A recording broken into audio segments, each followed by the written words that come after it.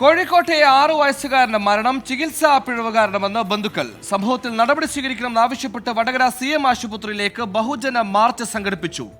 കുട്ടിയുടെ മരണത്തിൽ പോലീസ് അസ്വാഭാവിക മരണത്തിന് കേസെടുത്തിട്ടുണ്ട്.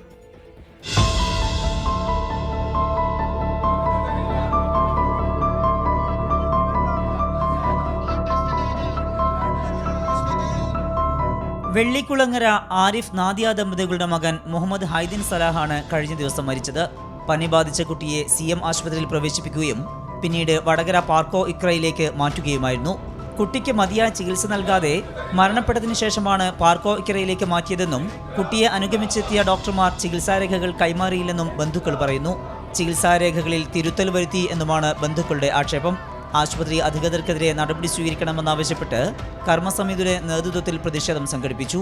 ഡോക്ടർ അത്തരം തെറ്റുപറ്റി പോയിട്ടുണ്ട് എന്നുള്ളത് ഞങ്ങൾക്ക് അന്വേഷണം നടത്തുമ്പോ കൃത്യമായി നമ്മളോട് ഡോക്ടർ പറയുന്ന വീഡിയോ ഞങ്ങളുടെ തെളിവ് സഹിതം ഞങ്ങൾ അത് പുറത്തുവിടും.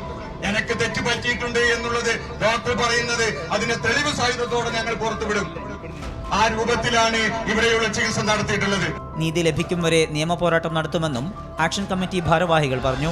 പ്രതിഷേധത്തിന് block panchayat president KP Girija, municipal vice chairman Sajeev Kumar, ജില്ലാ പഞ്ചായത്ത് അംഗം M Vimala, Onchiyam panchayat president P Sreejith തുടങ്ങിയവർ നേതൃത്വം നൽകി.